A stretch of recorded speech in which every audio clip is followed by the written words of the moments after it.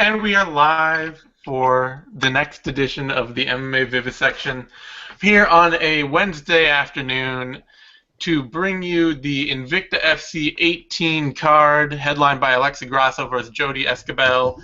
And I am joined by my good friend, compatriot, and the reason we are starting late, Victor Rodriguez. And as a newcomer, a substitute for Dio and his... Is it Dominican? Is he off in the Dominican Republic? Where is he? No, I wouldn't have allowed him to do that. I would have called ahead and made sure that wasn't going to happen. What island nation is he currently I believe he's in Bermuda right now, getting into machete fights. Okay, so usually it would be Dio here. He's off wielding machete at Bermuda tourist, and. So in his place, I'm joined by Tech, Miss Tech, whatever, you may know her from the Bloody Elbow Comics. She did a video once as a fan post, and I thought, shit, if she's used to being on screen, then she can talk about some lady fights, and that's why she's here today. Tech, I just want to briefly mention that thing about Dio and the machete. That's not a joke. He literally, like an hour ago. Well, you'll see his Twitter. Okay, yeah. We don't need to go any deeper into Dio's private life and get into his Twitter account. That dude's got enough problems without people figuring out who he is. Yeah, damn right he do. That's right. But, Tech, thank you for joining me. Yeah, no problem. And Vic, thank you for putting up with Vic. I know you're a familiar face, so I'm glad that I could call upon you short notice to fill in for some of the more unsavory elements of this show. Oh, Jesus Christ. Okay. Hey, I mean, I gotta have this kind of replacement level thing going on. This show is not allowed to get cleaner, and it should definitely not get whiter. And so, those are the kind of substitutes I have to make. Hey. Anyway, I want to ask, what do you guys think of this Invicta FC 18 card? Tech, what are your thoughts about this card overall? It's a pretty solid card. There's quite a few fighters on here that are interesting because if they ever get a chance to go over to the UFC, they are building really good stories and interests in fight styles on the Invicta card. There isn't anyone here, though, that, like, we don't have somebody like a Cyborg or... I can't remember the chick that was on the last card is the bantamweight champion who's doing all the kissing of the announcer. Tanya Evans. Tanya Evans. Yeah. So we don't have names like that on here, but I think there's a lot of good up and comers that should their styles get a little bit better, their backgrounds and whatnot, are very interesting and would be entertaining from an entertaining standpoint for the UFC. We also have a couple of people on this card that have they've been in the UFC and they're no longer in the UFC, and I'm almost wondering if they're actually, with who they're fighting, if they're actually cans for these fighters that could actually have some traction in a bigger promotion. Well, not so much cans. Maybe we can call them journeymans, because journey women, journey ladies. We can be more polite. Yeah. I usually tend to think of reserve can for somebody who's like trending well below the 500 record line at 3-12 or something like that. But it doesn't lack a single headlining name, and even though it's lost a big fight in Alrina Aldana versus Talia Santos, it never really quite had that headlining name power to begin with. Vic, what are your thoughts on this card? This is a card to look out for. This is a very it seems to be another one of those action-oriented cards, but most importantly, it seems to be following that theme of rising stars. Just keep an eye on a few of these because they're going to be making waves in some form or another if things continue, and if there's a degree of consistency here in their performances. So this, this looks pretty good. It might not seem like that much on paper, much like the upcoming UFC card. A lot of people aren't very, thrilled about that, but there's a little more in depth here the more you look at it. Well, one of the things that I've noticed about too on this card is there's a lot of fighters that have had these really long periods of, several fighters have had these really long periods of inactivity that are suddenly reappearing for this card. people who had some promise a couple of years ago and then just kind of dropped off the face of the earth for a while. Tessa Simpson, and who's I'm gonna take a shot at this. I think it's Agnieszka Nedved. I was trying to figure that out myself. Yeah, it's Agnieszka. Oh my goodness, where is it? Nisbet. Yeah. Agnieszka Nisbet. Yeah. Yeah. But the Z at the end is also included. Yeah. Is it? Mm-hmm. Because a lot of times with those Polish names, the Z's end up just being kind of silent. Like you just. No, I trust Joe Martinez on this. Nisbet sounds. All right. Speaking well. Nedved, but you know, she's somebody that was making a name for herself in Cage Warriors back in 2014, and is just sort of all of a sudden jumping back on this Invicta card. Here she is again, and in the main event, Jodie Esquibel, who I really felt like I've seen her fight more recently than this, but her last fight was Nickdali Rivera-Kalanick back in 2014. Yeah. So they've got a few ladies who are coming out of long periods of inactivity to reassert themselves on this card. That's something to watch out for. Still, we're going to dive right back in at the bottom, and we don't have any odds. First of all, I want to say, usually we try to do the odds, picks, analysis, all that good stuff. We don't have odds yet. It's too early in the week, so we're skipping odds.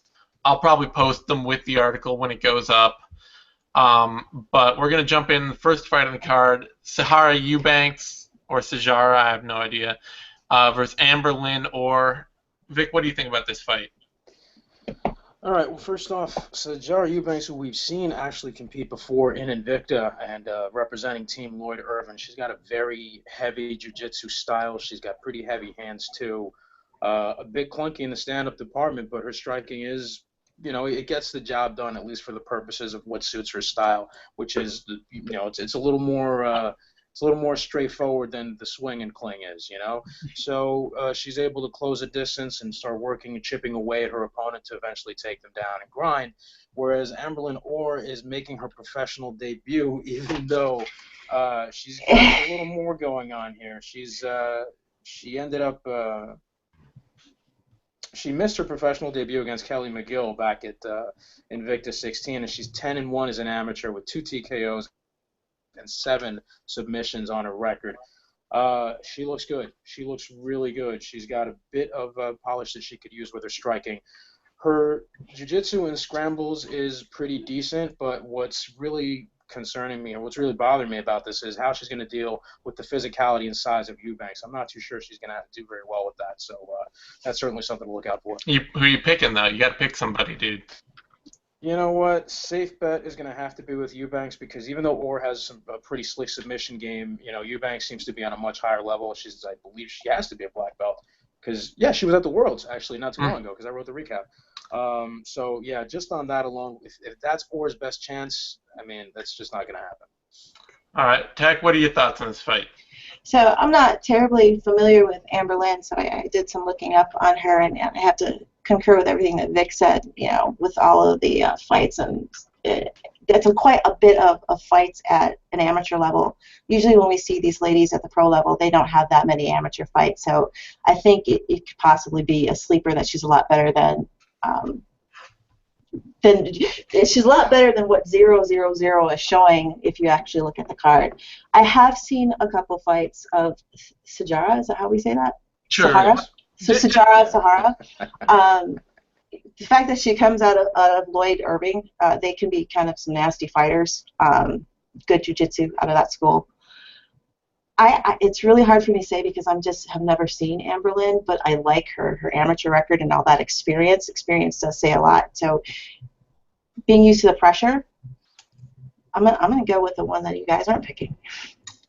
That's fair enough. I mean, you know, Eubanks, she's only 1-1 as a pro, although her most recent loss was to Katlyn Chookagian, which I believe was probably the win that got Chookagian. Well, maybe Chookagian probably fought, actually. That was back in 2015. She's been on the sideline again. I was thinking Chookagian's now in the UFC. That was a couple fights ago for Chookagian, but we know that Chookagian's pretty decent at this point. She just beat Lauren Murphy, so it'll be interesting to see where Eubanks is off that. That brings us, and that's a bantamweight bout. That brings us to the next bantamweight bout on the card: Aspen Ladd versus Jessica Hoy. And Tech, what are your thoughts on this fight? This one, I haven't seen those two fight at all, so I don't have any thoughts on this particular one. No, you haven't seen Aspen Ladd? She's been tearing it up in Invicta. She might have been, but she's been somebody who probably didn't go enough on my radar. Like, when we go up further on the card, I've got some ladies here, and I'm like, yeah, but it didn't apparently impress me. All right, Vic, you've got to be. This is your fight to pick. Then, what are your thoughts on? Was not impressed with that performance. That's what happened. All right. Jessica Hoy is 1-0 as a professional. I didn't find anything regarding an amateur record on her. She does have a TKO win, and she's got a very she's pretty good at implementing the clinch and starting to work, knees and elbows and stuff from there. Aside from that, she doesn't seem to have much pop in her strike. She doesn't seem to have much. There's very few, I guess, phases to her stand-up game. Whereas Ladd she's 3-0 as a professional, 9-1 as an amateur. I mean, she's got wins against jiu-jitsu champion Ana Carolina Vidal, Kelly McGill, and Amanda Bobby Cooper, who she just won the Ultimate Fighter, right? Because I missed that. She just fight. made the finals. She didn't win. She made the finals. Well, that's good enough for me. She made enough of an impression with a lot of people, and that early win was a really good one. Ladd is very, very crafty, especially off her back. She seems to be able to put some pop on some of her punches, at least enough to be able to chain certain things together and start implementing or shifting the momentum in her favor. So Hoy's been inactive for a while, I think. I got to go with Ladd on this. Yeah, Ladd, she's probably, of all the fighters on this card, other than Grasso, who has shown herself to be a pretty dynamic top prospect, I would say the other fighter I'm most excited about on this card is Aspen Ladd, because she reminds me a lot of Paige Van Zandt, frankly, in just that like big overpowering physicality to her game, where people kind of expect, like, oh, Paige Van Zandt, she's this nice little dancer girl who's gonna come out and like spin around and throw cute punches and whatever, and Paige Van Zandt gets in the cage and she's just this like power grinder who will pin you up against the fence and chip away at you for 3 rounds. And Ladd's kind of the same way. She's just a bully. She's big and tough, and she'll push you around and hit you and take you down and grind you out on the ground. So I really like her game, and Hoy has, I will say this, her picture on Tapology is super piercing, and I want to like pick her just based on that alone. Like, it's very much this like 1,000-mile stare, but I gotta go with Ladd. That brings us to an atomweight bout. Tessa Simpson versus Simona Soukupova. Vic, what are your thoughts on this fight? Yeah, this is a really weird one. Soukupova's 5-3-1, fighting off the European circuit, and she's got losses to Carla Benitez, Felice Herrig, and Karolina Kowalkiewicz. Not sure how she managed to get that schedule, but it happened. She does have a draw against Katja Kankanpa, another killer, and she has wins over Cassie Rodish and Celine Haga. Outside of that, very, very physical. She likes to work the clinch again. Another sort of clinch favored fighter. Flicks the jab, not too much movement with her striking, but just likes to get into dogfights at any opportunity she can get. Yeah. I have a question for you. You said she's fought Felice Herrig. She fought Felice Herrig in MMA or in Muay Thai? Yes. Okay. And what weight class? That fight was at 115 pounds straw weight. 115 pounds? Should have been. Yep. It's on Tapology in her record. It says co-main event straw weight 115 pounds, XFC 19.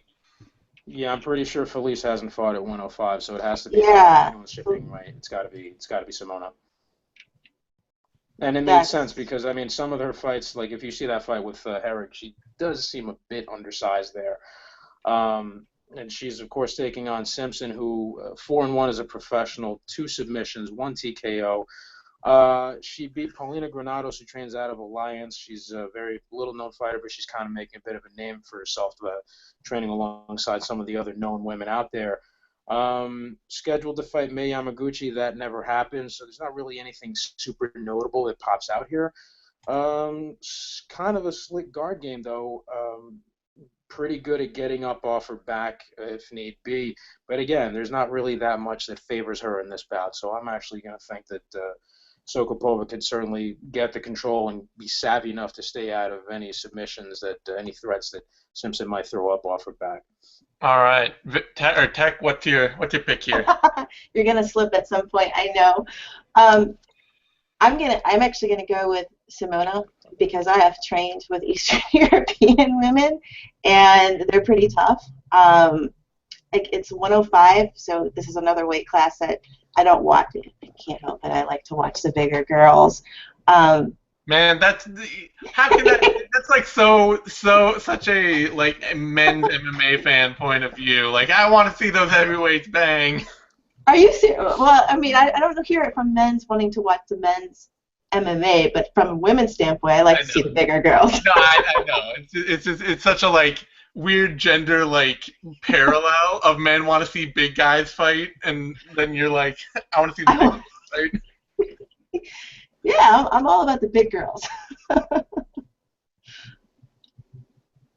Anyway, you're picking Soukupova. Yeah. I'm sorry. I don't know.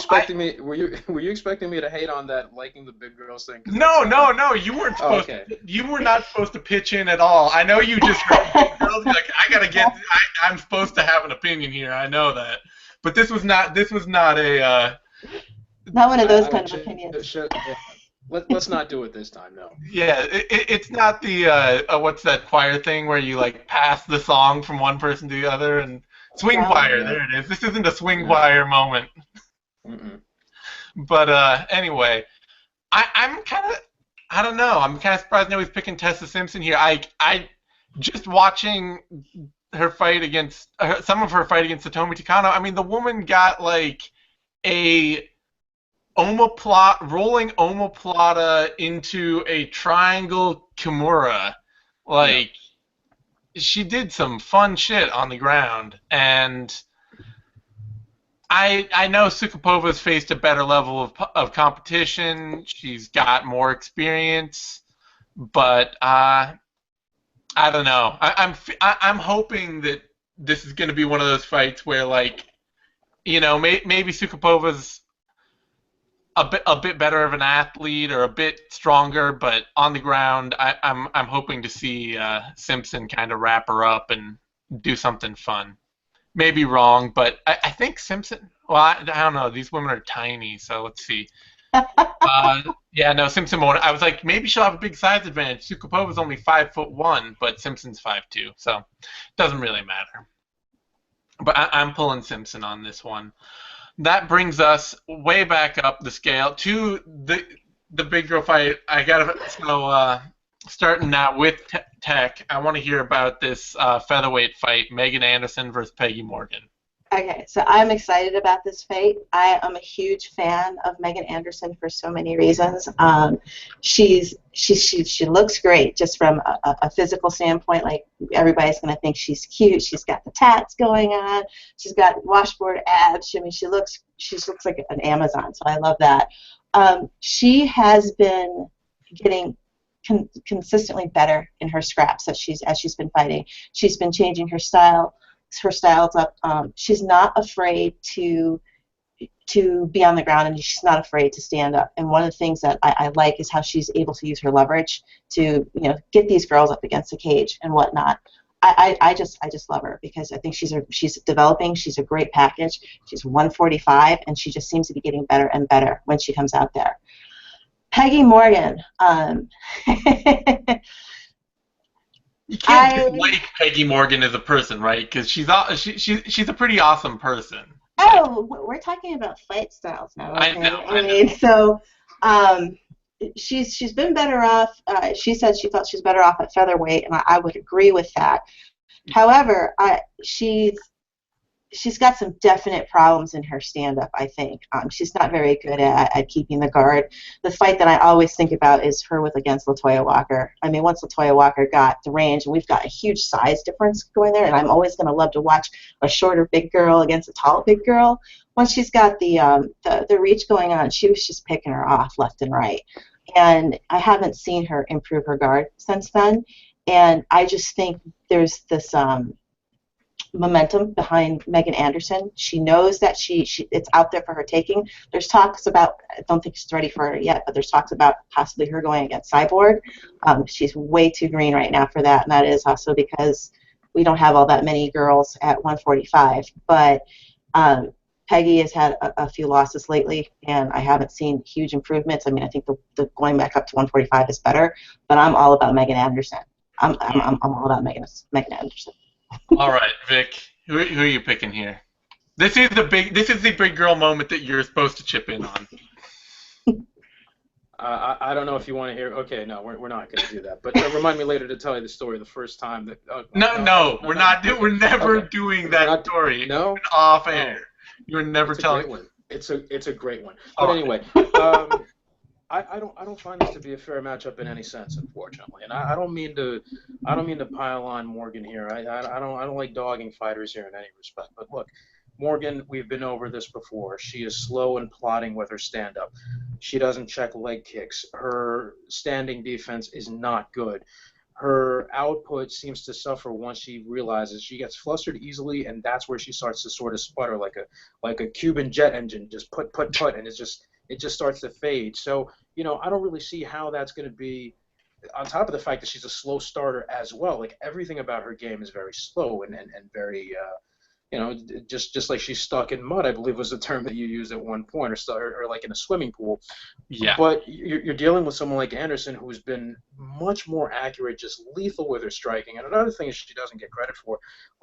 She seems to be really deceptive with her range. Like, it seems like opponents might think like, nah, she's not going to hit me from there, and then that's where that shot comes in, and everything starts to crumble. So I mean, if you look at that last performance she had against Amanda Bell, it just, how can you deny that? How are you going to tell me that someone like Peggy Morgan is going to be able to? Was she going to hit her with a counter shot? Is she going to bring her to the ground? Good luck with that, because she's going to be able to get off her back too. Yeah. Morgan is. Anderson is more athletic. She's faster. I believe she's younger as well. She just has so many things going for her, and even more momentum. There's just no way that I could pick against Anderson here. So yeah, that's where we're going.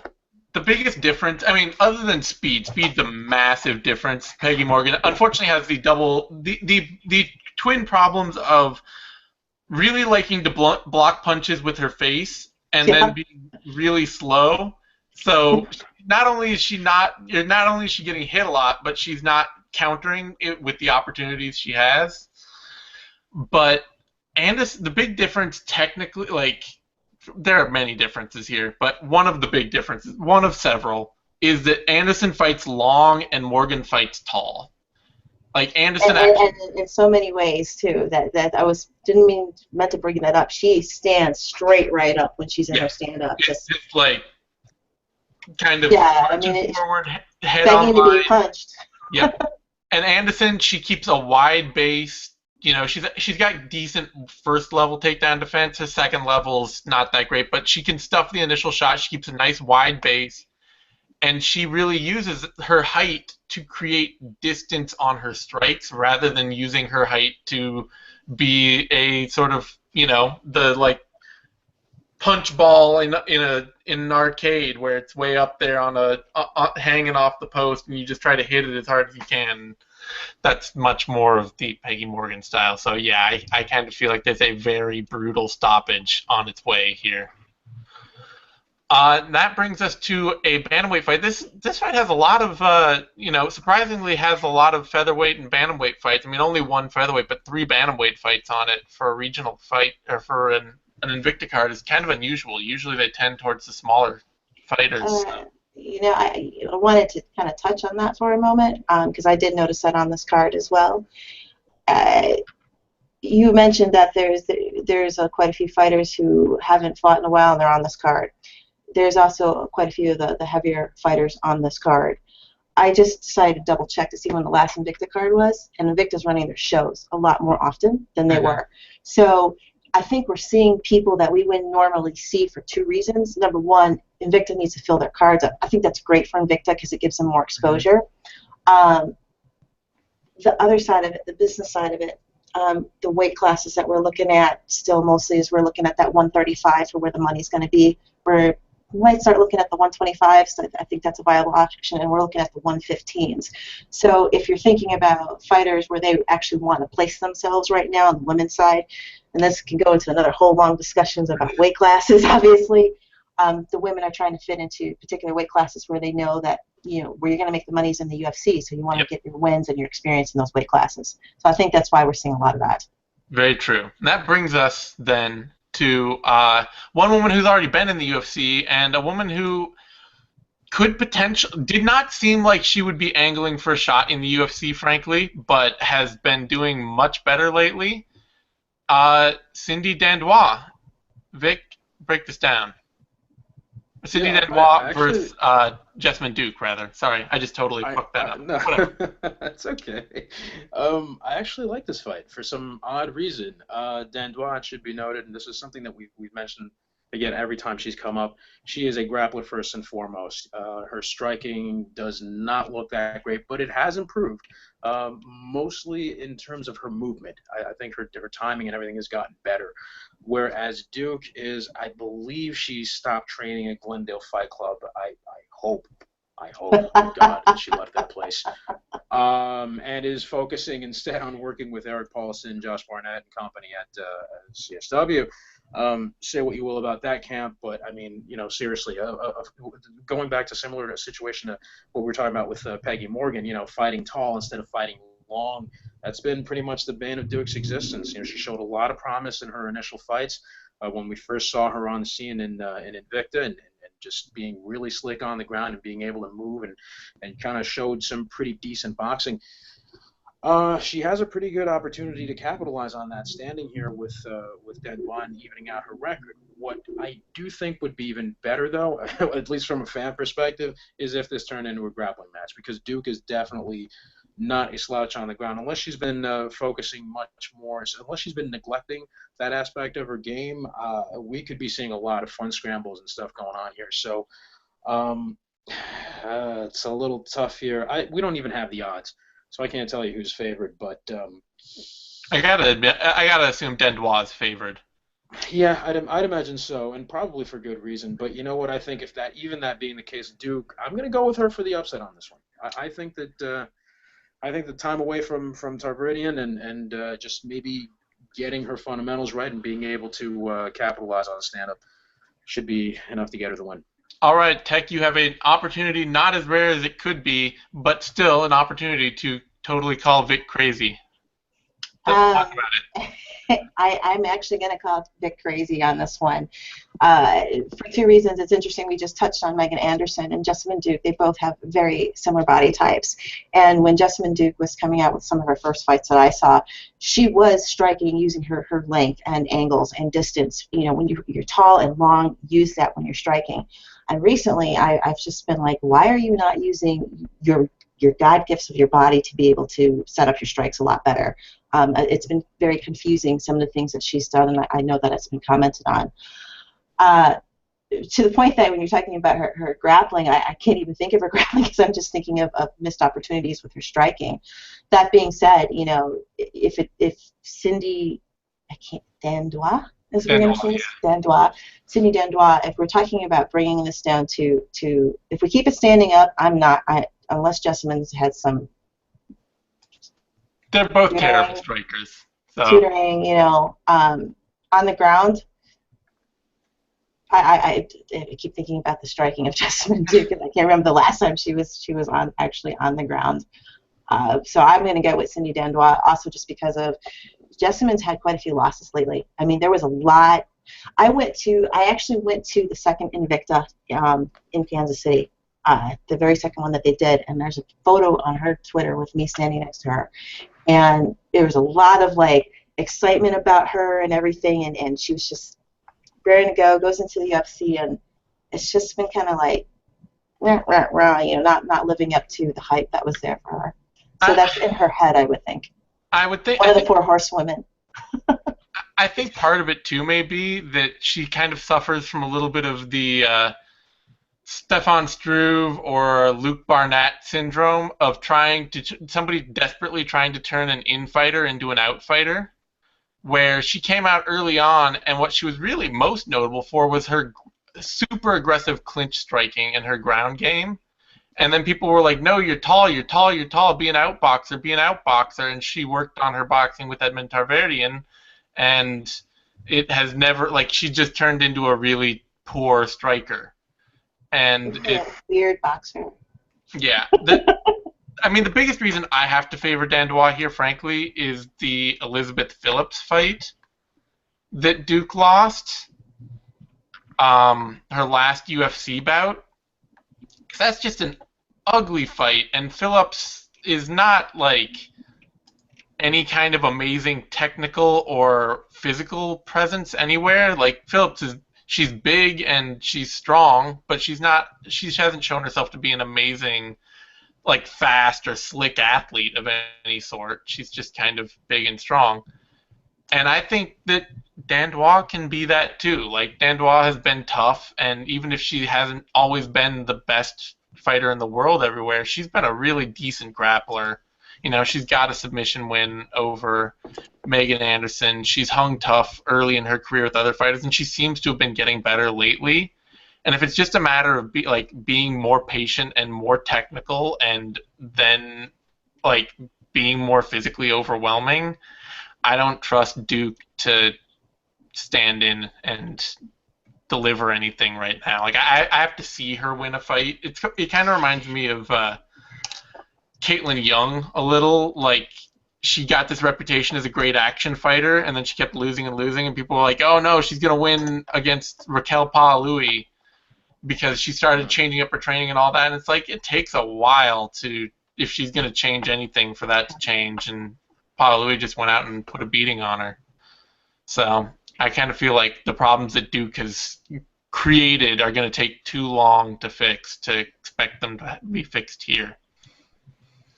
That brings us to a strawweight fight. A strawweight fight against somebody who's kind of flirting with the idea of being a prospect still. Mizuki Inoue and Lynn Alvarez. So, Tech, what are your thoughts on this fight? So what I like about this fight is just the story of Mizuki, because she has been fighting since basically a little kid. She's just got, for her age, I think she's 21 right now. She just looks like she's 12. She's got so much experience, and a lot of that experience is a lot of wins. And I mean, she's only 21 years old, and so she's got experience and she's got youth on her side. And I like people who are young and being able to do what I couldn't do. So I'm jealous about that. So on this fight, I definitely have her because of just the experience that just cannot be replaced when you are in that competitive background from that early of an age. Lynn Alvarez, she's in her 30s, doesn't have quite as many fights behind her. I mean, I don't know if she has more on the amateur side. I was just looking at the professional side. I'm all for Mizuki. All right, Vic, what do you read on this fight? Vic? Oh, is he frozen? He's frozen. Is he deep in thought about stories that he's not allowed to relay on a child-friendly network such as ours? Hey, there we is. There we go. Yeah, can you guys hear me? No? Yeah, we can hear you. Okay, cool. Yeah, we got that Illuminati interference again on my thing. I didn't find anything on the amateur side for Lynn Alvarez, but, however, she does have an interesting record by virtue of the fact that she's been fighting for a while. Had losses back-to-back to Jessica Aguilar and Carla Esparza. I'm not sure, again, how that schedule took place. A loss back in the day against Angela Magana, and she's got wins against Michelle Watterson, interestingly enough, and Amber Stautzenberger. I I do worry about that though, because in a way, despite her relative inexperience and her youth, I mean, she's just a crisp, cleaner striker, a better all-around fighter. She is a bit undersized, I guess, compared to some of the other fighters that she's faced, especially like that fight against Kolakevich was just, that was very problematic. She does have a tendency to be, I guess, overpowered by some of these other fighters, but I don't know. I don't see that really happening with Alvarez. I really just think that she's going to be able to make the best of the exchanges and really get her counter game going this time around. I don't see how Alvarez can. I don't see anything in her arsenal that can shut down what Inoue brings here. So I'm going to go with Inoue. Yeah, well, I mean, yeah, Alvarez hasn't fought since 2014, and that's probably the biggest thing for me is that Inoue, win or lose, like. I know it's not the most awesome thing for a fighter to do, but it's kind of smart of her. Like, she'll fight in the U.S. and win or lose, fight in Invicta. Then she'll turn around and she'll go back to Japan and she'll just take 2 or 3. She'll take 2 or 3 goofy fights. Is that what he was about to say? 1-0 or 1-1 at the time, or if it's against Emi Fujino, who's a very seasoned vet. She's just keeping busy all the time, like keeping her hand in, making sure that she's in shape, that she's getting more cage time, getting more experienced. And Alvarez, with those 2 years off, like even though she's had some big fights in the past, it's hard to look at that and then say that you're going to be ready to just jump into against somebody who's a really well-rounded, scrappy fighter. Also, yeah, Alvarez is smaller than Inoue, so probably the problems she's had with power and being outstrengthed are not probably going to come up in this fight. So I got to agree that Inoue is the pick to make here. And that brings us to the co-main event. Christine Staley versus Agnieszka Nidvedz. I don't know. It sounds like I'm like German and I'm like a German like campy German actor in some faux Nazi movie. Agnieszka Nidvedz. But anyway, that's the next fight we've got on the card in front of us. And Vic, it's supposed to be you, so you break it down. Is he gone again? God damn it. He's in and out. He's in and out. All right, Nisbet. No. How about now? Yeah, we my can hear internet you just take a shit again. All right, awesome. All right, so Agnieszka is 7-0, and she's fought at bantamweight before, but now she's going to be fighting at flyweight against Stanley, who hits like a truck. This is not going to go very well. Nisbet is, again, another one of those fighters who sort of flicks the punches, kind of tests the waters.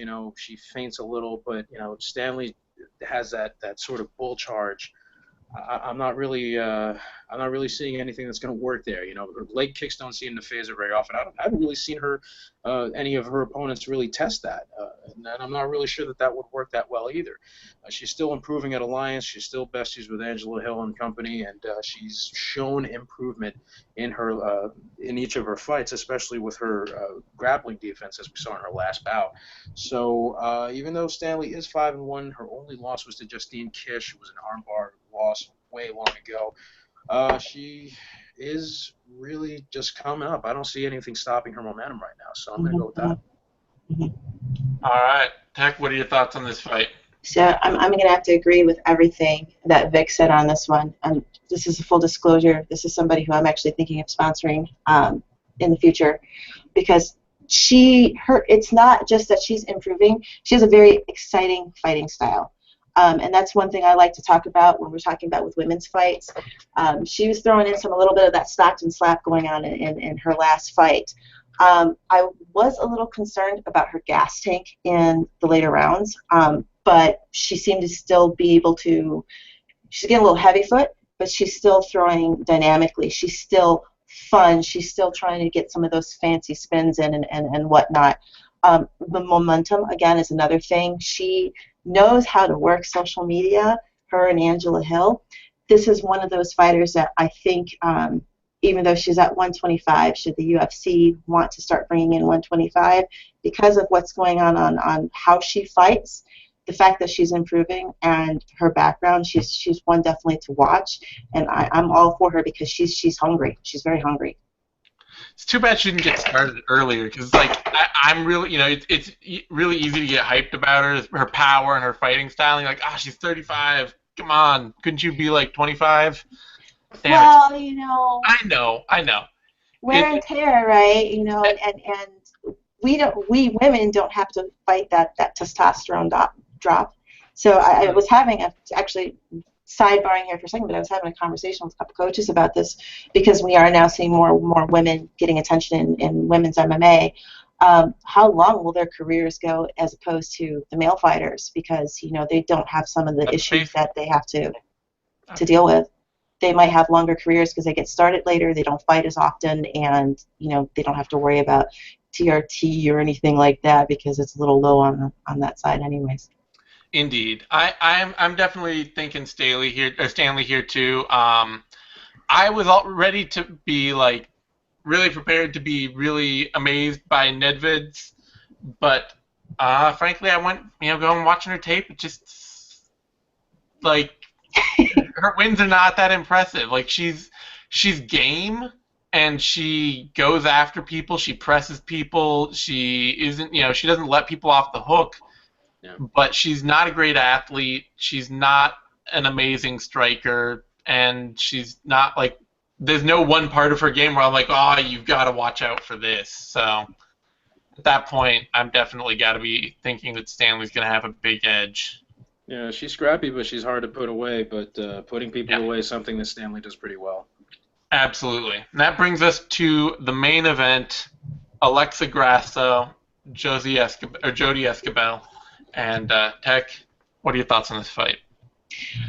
There seems to be a lot of momentum behind Alexa Grasso as well.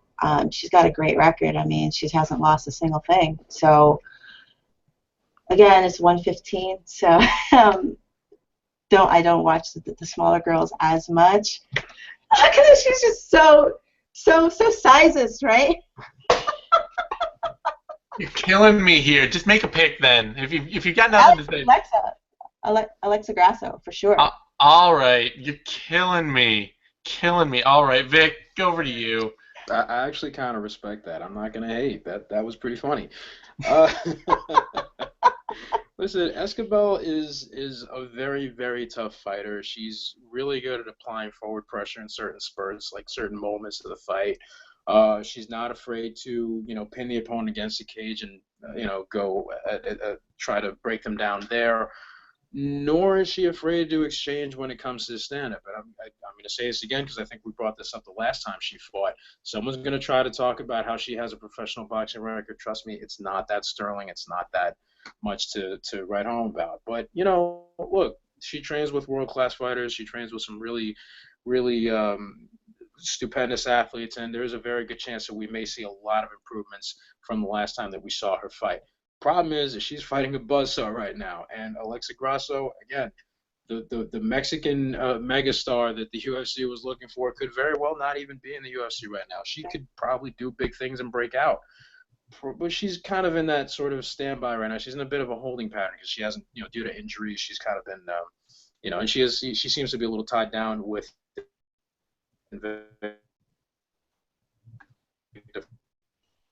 for the time being.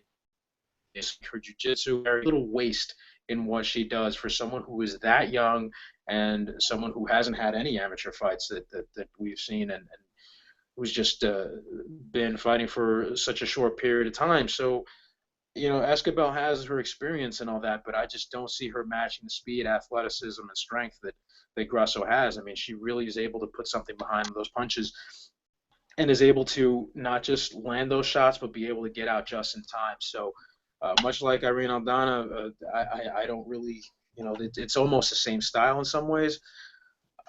I'm sorry. I love Esquibel, but this just does not look good for her in any way, unless she's able to, take her down and keep her down. But I don't see her keeping her down either. So that's pretty much where we're at. I think it's Grasso's going to win this probably by decision. I would say if Esquibel hadn't been out for so long, and if she really had shown some great finishing instincts in the past, especially like a submission offense game, I might pick her to take an upset here, just because Grasso has a habit of like Grasso is very willing to give up a takedown and then go for a very fast submission in order to stand back up.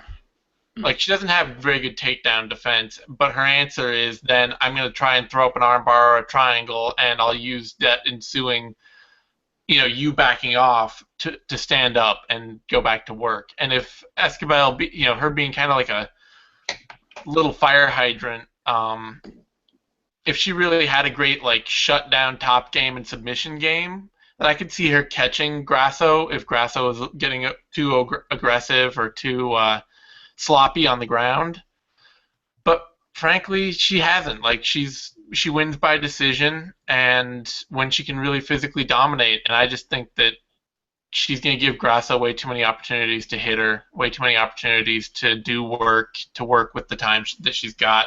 So I got to agree that Grasso's the pick to make.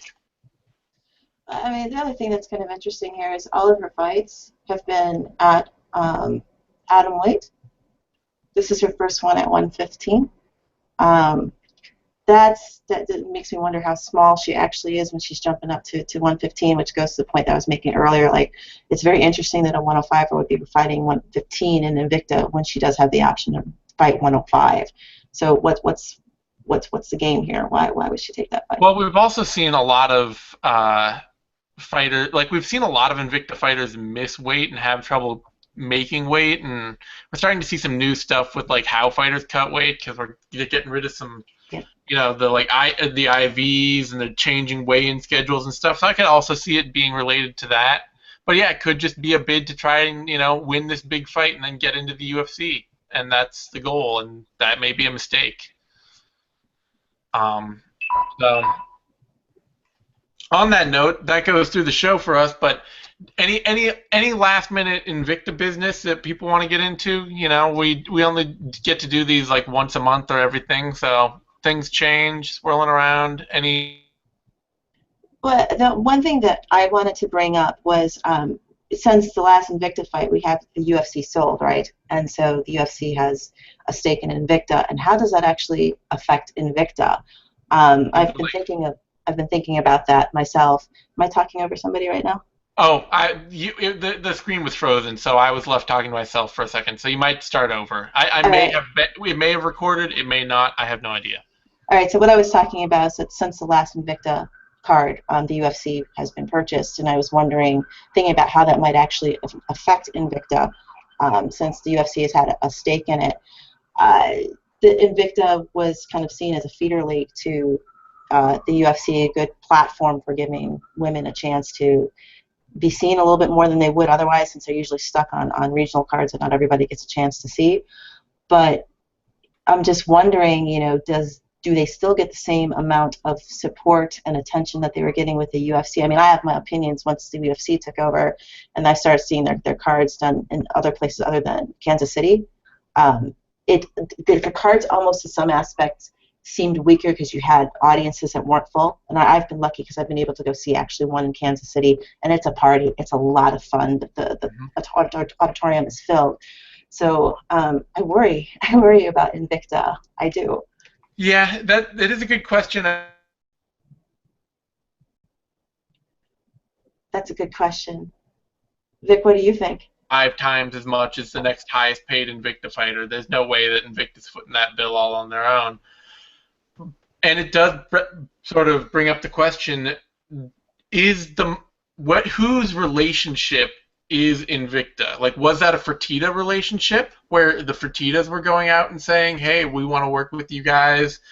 We want to, help support you as a platform to get Cyborg fights and really, have you as a sort of subset of the UFC brand bringing up fighters." Obviously, they're still separate, and I think if you ask Julie Kedzie about it, she'd be very hardline, like, "No, we are separate. We want to keep our fighters and make them stars." Mm-hmm. But if without the Fertittas there, is that relationship the same? It's a good question, and it's one that it'll be interesting to see going forward because Invicta is, I think, really fundamentally important to the future of women's MMA. Like, it cannot be all the UFC because the UFC does not put on nearly enough fights or have nearly enough slots for women to fight on for them to be the entirety of stable women's MMA in the world. I'd go a step further and say that they are, in fact, women's MMA, you know, as far as the future goes. I mean, who else is really building up the 105 divisions? And, you know, I mean, Bellator, sure, they've got 125, and they're sort of dipping their toe into the 155. But, I mean, let's be serious here. It's not as robust a roster as Bellator's history with women's MMA is about as robust as the World Series of Fightings. It's something that they've dabbled with and just kind of, like, thrown an idea at, but they've never shown any significant investment in it. Yeah, it's like, let's just make Carl from accounting happy. There you go. We got one women's fight. Yeah. Well, and I mean, you bring up a good point with having the smaller weight classes that are being represented in Invicta. And, you know, again, we're looking at this card, and we have, you know, quite a few bantamweights, which the UFC, I think, could use a huge injection of talent at the bantamweight at this point. But we have Cyborg floating out there who wants to be at 145. We've got a great talent, I think, coming up with Megan Anderson at 145. The UFC has been open to doing the 125. Depending on how they want to market Invicta or use Invicta, do we have a possibility actually losing those 105 weights because it's being a feeder league to the UFC? You know what I'm getting at with that? I see where you're getting with that, but I don't think I feel like the Shannon Knapp, Julie Kedzie contingent of Invicta is too strong for them to be. I'll win one across those ladies. Yeah, like I don't think they're gonna be sort of molded to the UFC's desire in that way. It's just a question of whether or not if the UFC stops valuing the Invicta, then is there enough actual support in the MMA community to keep a strong women's MMA league going? Because we still, like, Invicta started pretty strong, but we also, like, found out by the time that they got in on this Fight Pass deal that, like, you know, they had to, like, cut one of their main operations people because they kept promising to deliver all of these gains, like pay-per-view streams and things like that they just could never deliver, and they kept having these problems, and it almost felt like we were at a point where Invicta did at one point seem like it was really at a low ebb. And it's just like, either they get on Fight Pass or are they around in 6 months? We don't know. So I think there's reason to be worried that it depends really, like, do these new owners see the same value in keeping that relationship, or is that, I mean, that relationship could be tied up in Dave Scholler, could be tied up in Dana White, it could be tied up in, you know, Rich Harris or one of the other guys who's just in the office and will stay in the office for the foreseeable future, and it could be totally fine. Like, it could just be a totally independent for the Fertittas thing, but it's not clear at the moment. I would like for it to stay its own thing. How it originally started, I think it was a lot stronger. Obviously, they had some financial issues, which is why, you know, there was some problems with the production, and thank God for the UFC to step in and help out. But I think we also lost a little bit of something on these cards because of that happening. Again, you know, the production has gone up, but when I see a card out in Vegas or in California, and I've been to one, I'm seeing hardly anyone in the audience. It breaks my heart. You know, for the ladies' sake who are performing, you know, it's good to have that crowd, and I know that Kansas City crowd is very, very welcoming and very supportive. And I think in general, the one positive thing that I have noticed over the couple of years is more and more men are supporting women's MMA. They're a lot more excited about it. They're totally geeked. And luckily, we've got a lot more women who are interested in it. So I think we need to still, if we need to handhold this a little bit, let's try to do that, because the money's there, the market's there.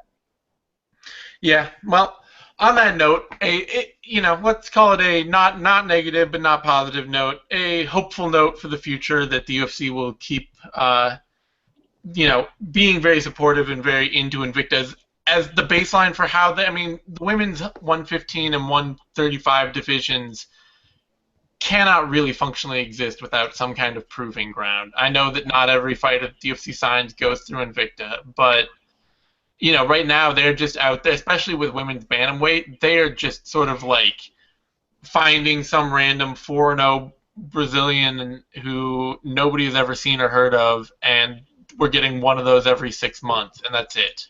Right. So Right.